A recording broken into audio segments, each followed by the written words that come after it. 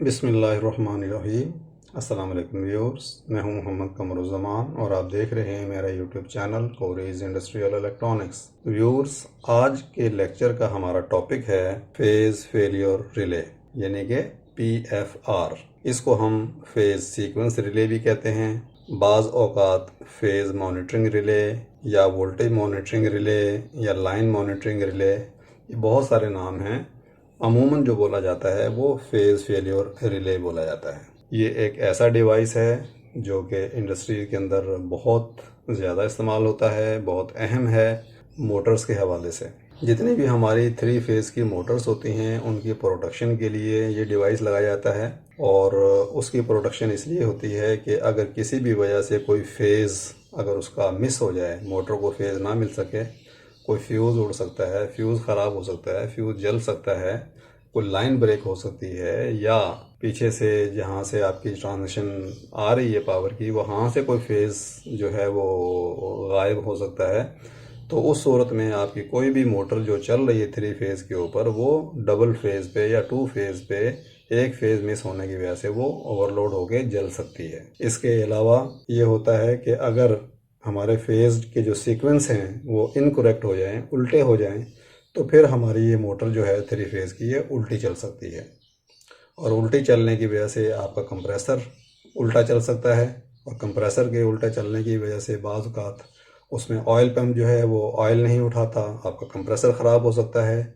या अगर इस मोटर के ऊपर अगर कोई पंप लगा हुआ है जिसमें से कोई लिक्विड पानी ऑयल वगैरह आप उसमें से पंप कर रहे हैं, तो अगर ये पंप उल्टा चलेगा तो वो ऑयल या पानी या कोई भी लिक्विड जो है वो पंप नहीं कर सकेगा। तो ये दोनों चीज़ें बहुत अहम हैं, यानी कि अगर फेज़ लॉस हो जाता है यानी कि फेज़ फेल हो जाता है तो आपकी मोटर ख़राब हो सकती है। इसके अलावा अगर आपके फेज़ उल्टे हो जाते हैं तो आपके कंप्रेसर पंप्स जो भी लोड है उसके ऊपर प्रॉब्लम आ सकती है। बाकी जो हैं उसकी जो वोल्टेजेस हैं वो वोल्टेजेस अगर ऊपर नीचे हो जाएं, कम ज़्यादा हो जाएं, तो उससे भी आपको मोटर को नुकसान पहुंच सकता है। तो ये जो फेज़ फेल्यूर हैं इसके मेन जो काम होते हैं वो ये 4 हैं। एक तो ये है कि ये मॉनिटर करता है फेज़ फेलियर को, जिसको बाज़ औक़ात फेज़ लॉस भी बोलते हैं। दूसरी जो होती है फेज़ सीक्वेंस या फेज़ रोटेशन, वो अगर उलट हो जाएं तो उसको भी मॉनिटर करती है, ओवर वोल्टेज मॉनिटरिंग करती है और अंडर वोल्टेज मॉनिटरिंग करती है। बाज़ औक़ात ये चारों फीचर्स इस डिवाइस के अंदर मौजूद होते हैं। बाज़ औक़ात जो है सिर्फ फेज़ फेलियर और फेज़ सीक्वेंस मौजूद होता है। डिपेंड करता है कि आप कौन सी डिवाइस यूज़ कर रहे हैं और किस डिवाइस में क्या फीचर है। चलिए सबसे पहले हम आपको टेली मैकेनिक की फेज़ फेलियर जो रिले है उसके बारे में इंट्रोडक्शन कराते हैं। इसका जो मॉडल नंबर है RM4TG है। उसके बाद ये देखिए यहाँ पर अगर आपको डायग्राम देखें तो इसका पूरा मॉडल नंबर जो है RM4TG20 है। इसके अंदर 2 रिले आउटपुट की हैं, और वो दोनों रिले वो नीचे वाले साइड पे इसके कॉन्टैक्ट्स हैं। एक रिले ये है आउटपुट, एक रिले ये आउटपुट है। ये रिलेज जो आउटपुट होते हैं ये हम अपने मोटर के कंट्रोलर्स को कंट्रोल करने के लिए यूज़ करते हैं, कि जब भी इसके अंदर प्रॉब्लम आएगी, यानी कि ये मॉनिटर करेगा कि हमारी पावर सही नहीं है, फेज सही नहीं है, तो हमारी जो आउटपुट हैं इनको ये रिलेज को डिसेबल कर देगा, और डिसेबल करने से हमारी मोटर का जो कंट्रोलर है वो बंद हो जाएगा। अगर आप यहाँ पर देखिए, ये देखिए सबसे पहले इन्होंने टाइमिंग डायग्राम बनाई है, यानी कि रिले आउटपुट की डायग्राम बनाई है। रिले इस वक्त यहाँ पर ऑफ है, यहाँ पर ऑन हो जाती है। ऑफ क्यों है, और ये बताया है कि दोनों रिले ऑफ हैं। यहाँ पर देखिए ये हमारी जो है ये डिवाइस है, और इसके अंदर 3 फेज़ आ रहे हैं, फेज़ 1, फेज़ 2 और फेज़ 3। फेज़ 3 जो है वो सीधा सीधा आ रहा है, फेज़ 1 और फेज़ 2 जो है वो उलट हो गए, यानी कि L1 जो है L2 की जगह पे आ गया है और L2 L1 की जगह पे आ गया है। तो इस सूरत में आपकी रिलेज आउट नहीं होने देंगे किसी भी कंट्रोल पावर को, यानी कि रिले आपकी ऑफ होंगी। यहाँ पर देखिए ये तीनों फेज़ अपने अपनी जगह पे आ रहे हैं, इसको मिल रहे हैं, मॉनिटर कर रहा है कि फेज़ सीक्वेंस सही है, और यहाँ पर हमारी आउटपुट ऑन हो गई है। नेक्स्ट स्टेप में देखिए कि 2 फेज़ हमारे सही आ रहे हैं, तीसरा फेज़ हमारा ब्रेक हो गया है, और ब्रेक होने की वजह से हमारी आउटपुट जो रिले हैं वो ऑफ हो गई। तो ये जो रिले है फेज़ फेलियर रिले, जो कि टेलीमैकेनिक स्नाइडर इलेक्ट्रिक कंपनी की है, इसकी ये डायग्राम्स हैं। L1, L2, L3 यहाँ से देते हैं इसको सेंसिंग के लिए तीनों फेज़, और रिले आउटपुट हमारी यहाँ से है, R1 और R2, R1 के ये कॉन्टैक्ट्स हैं और R2 के ये कॉन्टैक्ट्स हैं। इसके अलावा इसकी स्टेटस के लिए ये इंडिकेशन है, जब रिले ऑन होंगी हमारी तो ये लाइट हमारी ऑन हो जाएगी। देखिए ये जो है क्राउजेट कंपनी की phase failure phase sequence relay है। इसका जो मॉडल नंबर है वो है MWS2। यहाँ पर इसकी अगर आप डायग्राम देखते हैं, ये देखिए L1, L2, L3 हमारे आ रहे हैं। ये हमारी डिवाइस है और इसके अंदर भी दो रिलेज हैं, R1, R2। इसकी अगर आप डायग्राम देखते हैं, ये देखिए ये हमारी जो है ये पावर आ रही है, तीनों फेज आ रहे हैं, L1, L2, L3, और ये हमारी R1 और R2 आउटपुट हैं। हमारे L1, L2, L3 अपने सही फेज में सीक्वेंस में आ रही हैं, तो हमारी जो आउटपुट है R1, R2 ये ऑन हो गई है। L1 अपनी जगह पर है, L2 और L3 आपस में रिप्लेस हो गए हैं, तो जो ही ये फेज उल्टे हुए हैं तो आउटपुट हमारी डिसेबल हो गई है, हमारी रिले 1, रिले 2 ऑफ हो गई है। उसके बाद ये देखिए ये ज़ाहरा कंपनी की है phase failure under over voltage relay. ये थोड़ी सी तफसील से इसकी सेटिंग्स हैं, इसमें आपको कंट्रोल्स ज़्यादा मिल रहे हैं और इसका मॉडल नंबर है RST25। ये देखिए ये जर्मनी की बनी हुई है और इसके अंदर जो है वो phase failure, phase sequence, asymmetry under over voltage. Phase failure हम आपको बता चुके हैं क्या होता है, फेज सीक्वेंस आपको बता चुके हैं क्या होता है, अंडर वोल्टेज ओवर वोल्टेज बता चुके हैं। अब हम आपको बताना चाहते हैं कि एसिमेट्री क्या है। एसिमेट्री जो लफ्ज़ है ये इसके उलट है, अगर हम इसमें से ए निकाल दें एसिमेट्री बच जाए। सिमेट्री का मतलब होता है एक जैसा और एसिमेट्री का मतलब होता है कि एक जैसा नहीं है। तो ये इसकी हम एक आपको डायग्राम में समझाते हैं कि ये लफ्ज़ अमूमन लोग इग्नोर कर देते हैं कि इसका क्या मतलब है। देखिए ये डायग्राम है, इसके अंदर 3 फेज सिस्टम को जो है वो दिखाया गया है और आप ये देखिए कि ये हमारा जो U लिखा हुआ है ये हमारे वोल्टेज लेवल हैं, यानी कि हमारे इस जो हमारी जो साइनोसाइडल वेव है इसकी ये टॉप पीक है। इसी तरीके से जो दूसरा फेज़ है उसकी टॉप पीक ये है और तीसरा फेज़ उसकी टॉप पीक ये है। ये 3 फेज़ अगर नॉर्मल होंगे तो इस लेवल के ऊपर और इस लेवल के ऊपर इनके पीक टू पीक वोल्टेज होंगे। लेकिन अगर किसी भी वजह से ये वाला जो हमारा सेंटर वाला फेज़ है अगर इसके वोल्टेज ड्रॉप हो जाते हैं, देखिए यहाँ की बजाय अगर यहाँ आ जाते हैं कि हमारा यहाँ से चलना शुरू होता है यहाँ पर, लेकिन अगर वो यहाँ से चलना शुरू हो के और नीचे से अगर आ जाता है तो ये हमारा वोल्टेज यहाँ पर इस फेज़ के कम हो जाते हैं। तो इसलिए हम कहेंगे कि ये फेज़ जो है हमारा एसिमेट्री है। एसिमेट्री का मतलब ये है कि इक्वल नहीं है, जैसा कि हमारा बाकी फेज़ थे। जिस तरह कि ये फेज़ पहले इक्वल थे, ये फेज़ और ये फेज़ तो सिमेट्री हैं, लेकिन ये वाला फेज़ जो है इन दोनों के एसिमेट्री है, यानी कि एसिमेट्रिकल है, यानी कि इनके बराबर नहीं है, इतना इसके अंदर पावर का या वोल्टेज का डिफरेंस है। तो लिहाजा जो ज़ाहरा की जो ये है फेज़ फेलियर ये एसिमेट्री यानी कि फेज़ के आपस में वोल्टेजेस को भी देखती है, ओवरऑल वोल्टेज को भी देखती है, अंडर वोल्टेज या ओवर वोल्टेज, और सिंगल फेज़ को भी चेक करती है कि बिल्कुल सेम है या नहीं। इसके थोड़े से कनेक्शंस देख लेते हैं। सबसे पहले तो L1, L2, L3 ये 3 इसको फेज़ दिए जाते हैं जहां से कि इसने सेंसिंग करनी होती है। उसके बाद ये जो हमारे न्यूट्रल है और लाइन है ये इसको पावर अप करने के लिए, इसको पावर देने के लिए, ऑपरेट होने के लिए ये वोल्टेज चाहिए होते हैं। ये जो लाइन है ये तो हम यहीं से किसी भी फेज़ से दे सकते हैं, L1, L2, L3 से, लेकिन इसके अंदर जो चौथी तार है इन 3 के अलावा, 3 फेजेस के अलावा, वो न्यूट्रल भी देनी पड़ती है। पहले जो हमने आपको दिखाए हैं उसके अंदर न्यूट्रल वायर नहीं देनी पड़ती।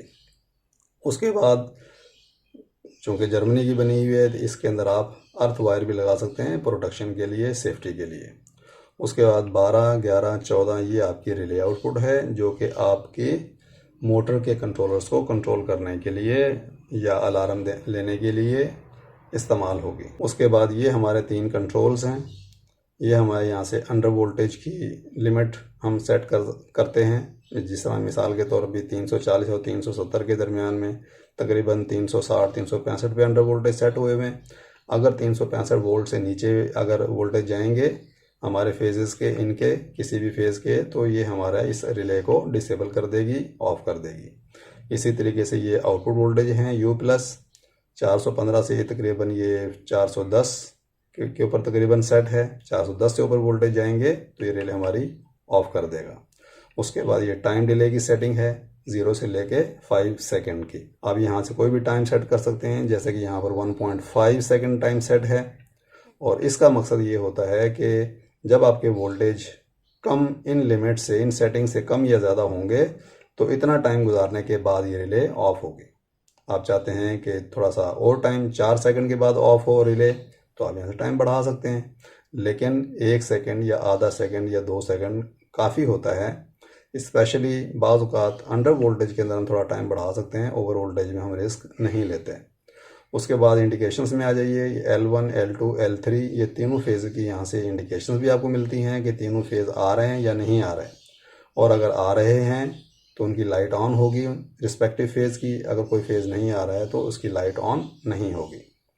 उसके बाद अगर आपकी ये रिले डिसेबल है तो आपकी ये वाली लाइट ऑन होगी ऑफ की, और अगर आपकी जो है ये सब कुछ ठीक चल रहा है तो आपकी ग्रीन लाइट ऑन होगी। तो ये ज़हरा की फेस फेलियर रिले थी जो कि हमने आपको दिखाई है। इसी तरीके से ये एक और रिले है जिसका मॉडल नंबर है GKRC-02FA और इसका नाम दिया है इन्होंने वोल्टेज मॉनिटरिंग या फेस सीक्वेंस। इसके अंदर भी तकरीबन ज़हरा की तरह से ही कनेक्शन है। ये हमारे ओवर वोल्टेज यानी कि हाई वोल्टेज की सेटिंग्स हैं, ये हमारी अंडर वोल्टेज की सेटिंग है, ये हमारी डिले टाइम है कि इस रिले को ऑपरेट करने के लिए कितना डिले टाइम चाहिए। ये जो लेफ़्ट वाली जो लाइट है ये ओवर वोल्टेज को शो करेगी, ये अंडर वोल्टेज को शो करेगी।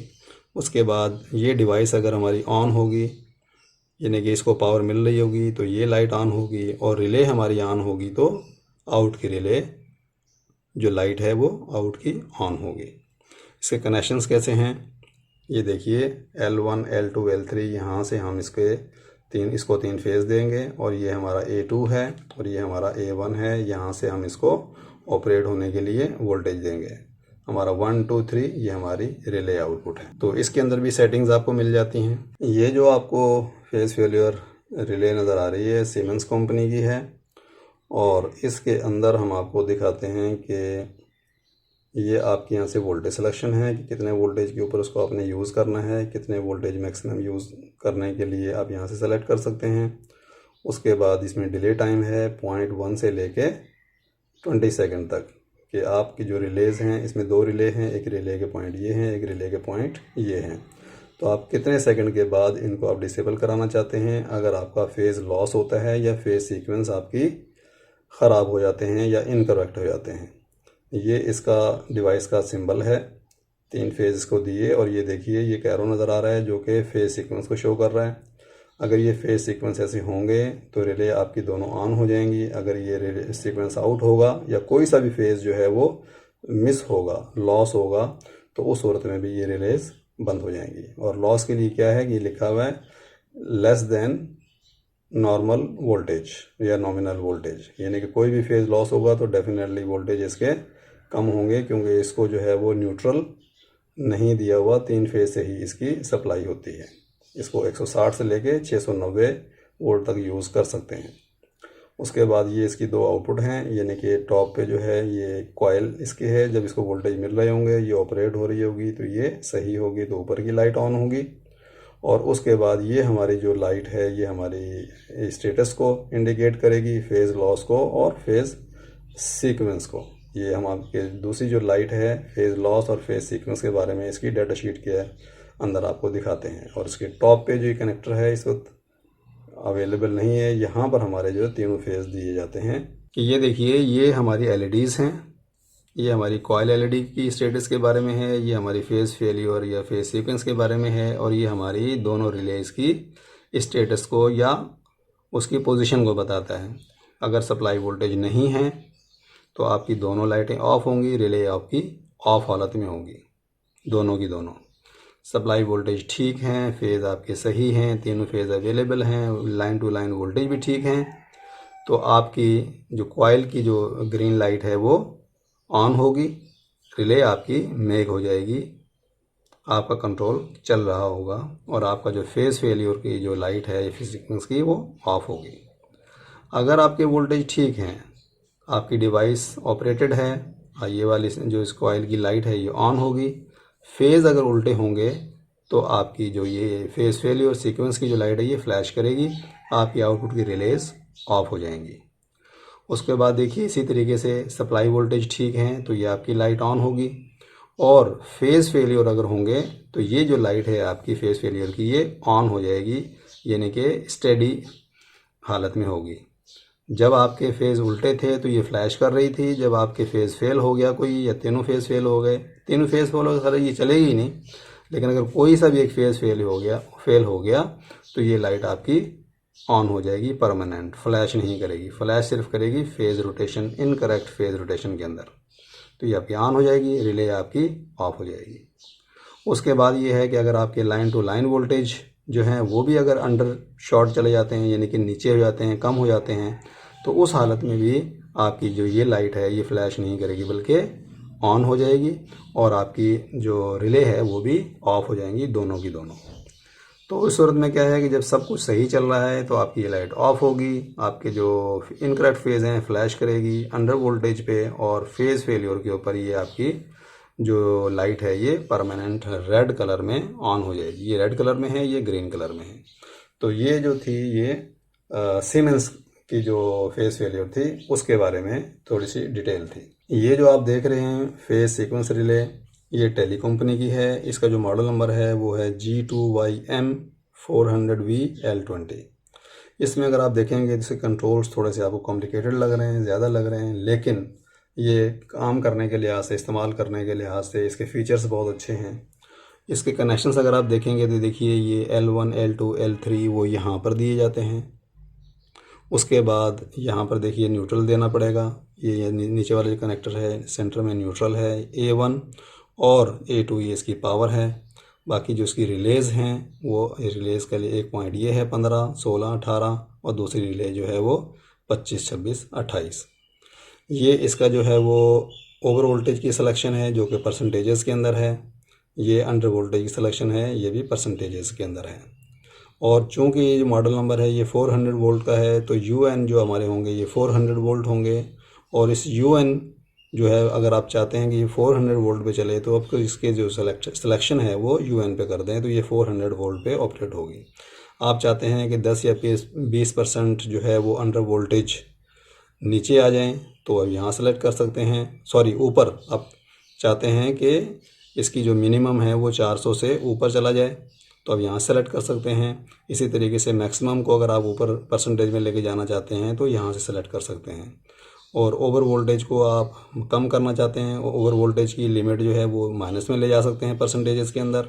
इसी तरीके से अंडर वोल्टेज को आप यहाँ पर लेफ़्ट साइड पे लेके जा सकते हैं परसेंटेजेस के अंदर।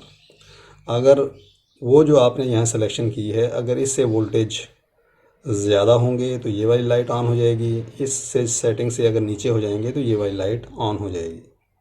और जब इसको A1 और A2 के ऊपर पावर मिल रही होगी तो हमारी U की लाइट ऑन हो जाएगी, इसका मतलब है कि डिवाइस ऑपरेटेड है। उसके बाद इन फीचर्स के अंदर या फेज़ लॉस के अंदर या फेज़ सीक्वेंस के अंदर कोई प्रॉब्लम होगा तो ये हमारी रिले की लाइट है, ये दोनों रिले हमारी जब ऑन होंगी तो ये लाइट ऑन हो जाएगी, दोनों रिले ऑफ होंगी तो ये लाइट ऑफ हो जाएगी। इस डिवाइस के अंदर सबसे जो अहम और स्पेशल जो इसके अंदर जो फीचर दिया गया है वो यहाँ से सिलेक्शन है, ये इसके मल्टी फंक्शन कहलाती है और मल्टी फंक्शन के फीचर्स यहाँ पर हैं। इसके अलावा आउटपुट को डिसेबल करने के लिए इन्होंने डिले टाइम भी दिया हुआ है जो कि 0.1 से लेके 10 सेकंड का है, वो भी आप यहाँ से सिलेक्ट कर सकते हैं। तो इसमें स्पेशल जो फंक्शंस हैं ये मल्टी फंक्शन की रिले है और उसकी सिलेक्शन यहाँ से होती है। तो हम आपको इसके फंक्शंस के बारे में इसकी डेटा शीट में जाके तफसील से बताते हैं कि ये किस तरीके से सेलेक्ट करके और किस तरीके से आप इसको यूज़ कर सकते हैं। सबसे पहले तो देखिए इसका नाम दिया है वोल्टेज मॉनिटरिंग इन 3 फेज़ मेन, और इसकी ख़ास बात क्या है कि मल्टी फंक्शन है, और दूसरी बात ये है कि फॉल्ट लैच है। चलिए हम जो बात बता रहे थे आपको मेन इसके फंक्शंस के हवाले से बात कर रहे थे कि हम आपको फंक्शन के बारे में तफसील से बताएंगे। ओ का मतलब है ओवर वोल्टेज मॉनिटरिंग। अगर आप इसको सिर्फ ओ पे कर देंगे तो सिर्फ आपकी ओवर वोल्टेज मॉनिटरिंग होगी। हम बात कर रहे थे इस स्विच की। अगर आप इसे ओ पे कर देंगे तो आपकी सिर्फ जो है वो ओवर वोल्टेज की मॉनिटरिंग होगी।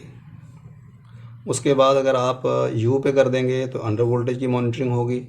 उसके बाद डब्ल्यू है, डब्ल्यू का मतलब है विन या window, monitoring of window between मिन एंड मैक्स, यानी कि अंडर वोल्टेज की और ओवर वोल्टेज की सेटिंग है उसकी आप मॉनिटरिंग कर सकते हैं। उसके बाद नेक्स्ट है window plus L. Window plus L जो है वो यहाँ पर है, यानी कि विंडो प्लस एल का मतलब है लैच।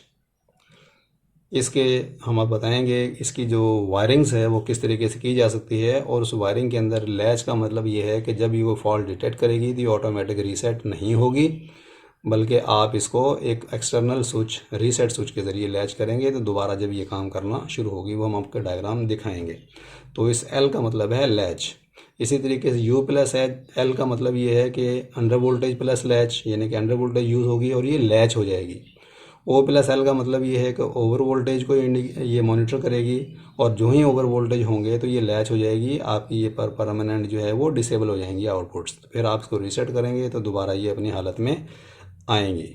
चलिए इसके हम थोड़े से कॉन्फ़िगरेशन देख लेते हैं कि इसको किस तरीके से हम यूज़ कर सकते हैं। ये देखिए, इसको आप 24 वोल्ट पे यूज़ कर सकते हैं। इस सेम मॉडल को 24 वोल्ट के लिए यूज़ ये है कि आप L1, L2, L3 तीनों पावर इसको देंगे यहाँ पर।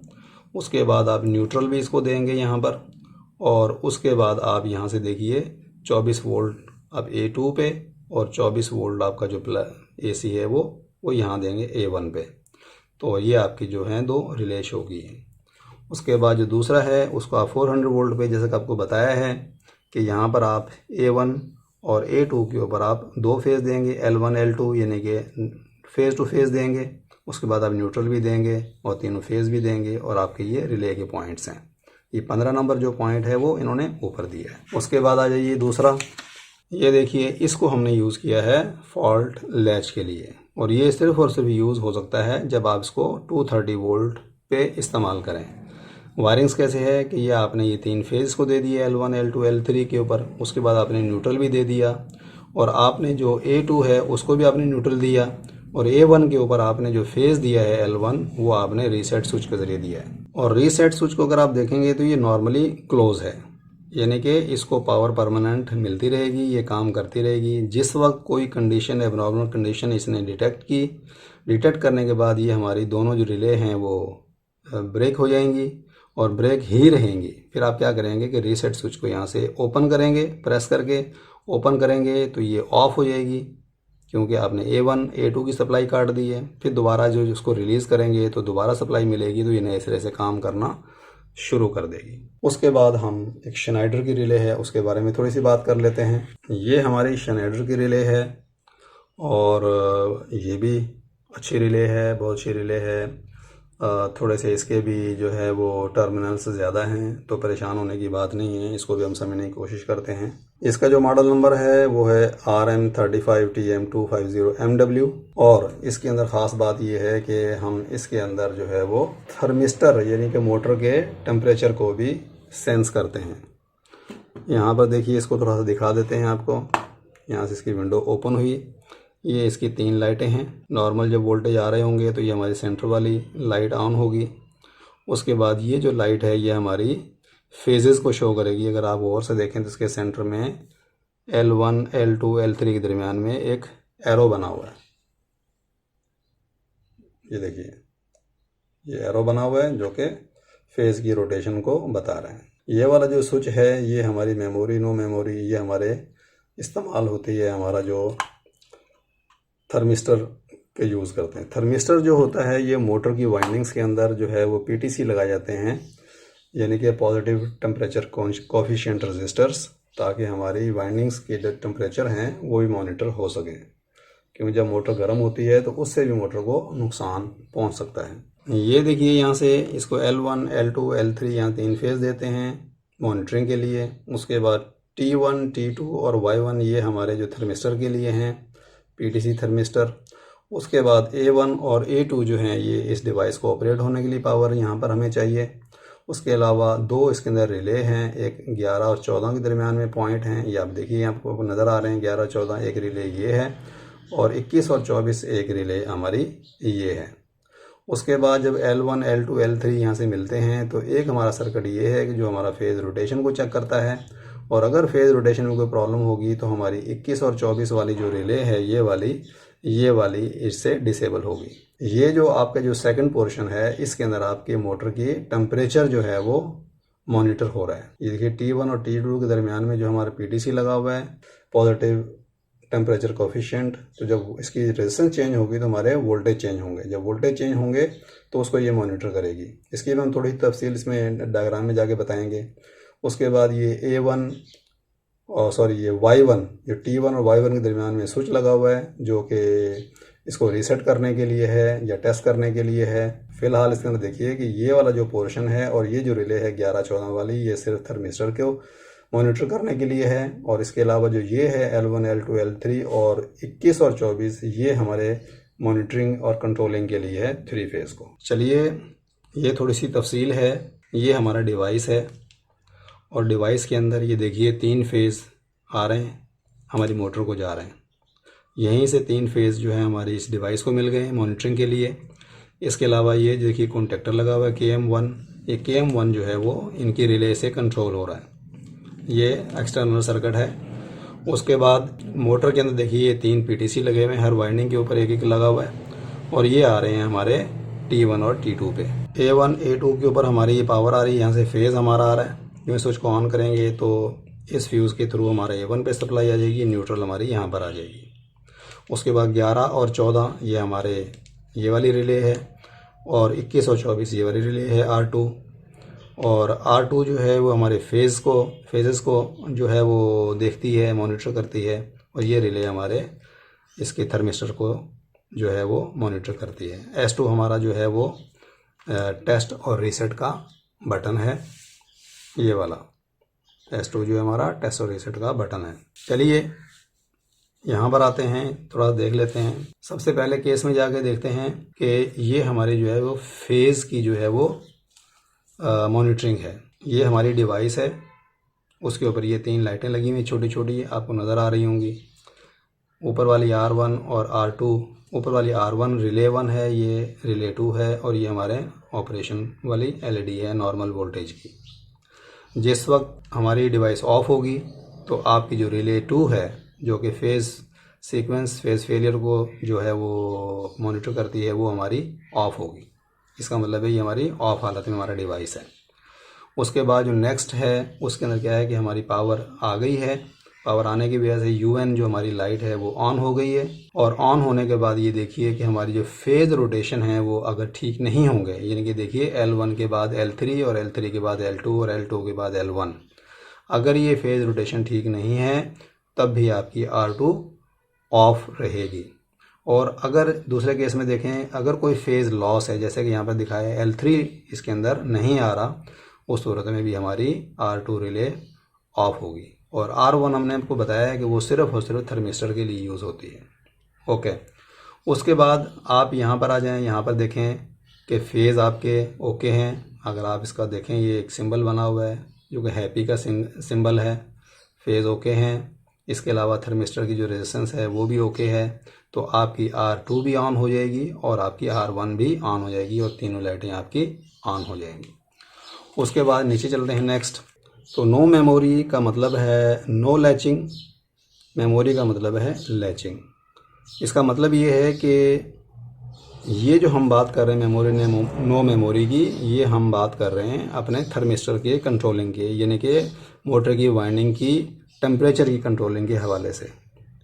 अगर आप इसको नो मेमोरी पे रख देंगे तो जिस वक्त आपका जो थर्मिस्टर है वो सही काम कर रहे होंगे, वो सही आउटपुट दे रहे होंगे आपकी डिवाइस को, तो ओके है। और जो ही वो कोई मसला होगा उसके अंदर, कोई हमारे जो रेजिस्टेंस जो है थर्मिस्टर्स की टेम्परेचर जो है मोटर का अप हो गया है, रेजिस्टेंस इसकी कम या ज़्यादा हो गई है, तो उस सूरत में ये ऑटोमेटिक रिले को डिसेबल करेगा। डिसेबल करने के बाद जब वो दोबारा ठंडा होने के बाद दोबारा रेजिस्टेंस इसमें इसकी हालत में आ जाएगी तो दोबारा इस रिले को ऑन कर देगा। मेमोरी या लैच का मतलब ये है या रीसेट का मतलब ये है कि अगर आपकी रेजिस्टेंस कम ज़्यादा हो जाती है थर्मिस्टर की, जो कि वाइंडिंग से आ रही है, तो आपकी रिले ट्रिप कर जाएगी और उसके बाद ये ऑटोमेटिक रीसेट नहीं होगी, बल्कि आपको रीसेट के बटन को प्रेस करके इसको ऑन करना पड़ेगा। ओके, यहाँ पर आप देखेंगे तो हमारी जो रेजिस्टेंस है, जो थर्मिस्टर से हमारी इनपुट्स आ रही है, वो 15 ओम से लेके 1650 ओम तक होनी चाहिए। अगर रेजिस्टेंस कम होगी या ज़्यादा होगी, यानी कि 15 ओम से कम या 3100 ओम से ज़्यादा होगी, तो आपकी ये रिले ऑफ हो जाएगी और आपकी ये आउटपुट यहाँ से नहीं मिल सकेगी। तो अगर आपकी रेजिस्टेंस 15 ओम से लेके 1650 ओम के दरमियान में होगी, तो उस वक्त आपकी R1 ऑन हो जाएगी, और अगर आपके फेज़ भी सही होंगे तो R2 भी ऑन हो जाएगी। और इसमें ये क्या है कि अगर कोई ट्रिपिंग होगी यहाँ पर, तो ये ऑटोमेटिक रीसेट हो जाएगी जब ये दोबारा हमारी रेजिस्टेंस अपनी रेंज में आ जाएगी। मेमोरी के अंदर ये है कि अगर आपकी रेजिस्टेंस कम हो गई है या ज़्यादा हो गई है, रिले ट्रिप कर जाएगी और वो ट्रिप ही रहेगी, और उसके बाद आपने फॉल्ट को करेक्ट करना है। करेक्ट करने के बाद आप रीसेट करेंगे तो दोबारा ये रिले ऑन हो जाएगी, अगर रेजिस्टेंस दोबारा सही हो गई है हमारे थर्मिस्टर्स की। ये देखिए, ये रीसेट का टेस्ट का बटन बताया है। उसके बाद यहाँ पर देखिए, ये भी वही चीज़ है कि आप इसको, अगर ये ट्रिप हो गई है, आपने फॉल्ट को ठीक किया, उसके बाद रीसेट किया, रीसेट करने के बाद आपकी तीनों लाइटें ऑन हो गई। तो होप आपको फेज़ फेल्योर के बारे में काफ़ी जानकारी हो गई होगी, और हमने कोशिश की है कि काफ़ी सारे मॉडल्स आपको दिखाएं। इसके अलावा भी बहुत सारे मॉडल्स हैं। ये इतने सारे मॉडल्स दिखाने का मकसद ये है कि आपको थोड़ा सा पता चल जाए कि इंडस्ट्री में क्या क्या फ़ीचर्स और किस किस्म की चीज़ें, डिवाइसेस अवेलेबल हैं। तो मिलते हैं इंशाल्लाह ताला नेक्स्ट लेक्चर में। जब तक के लिए अल्लाह हाफ़िज़।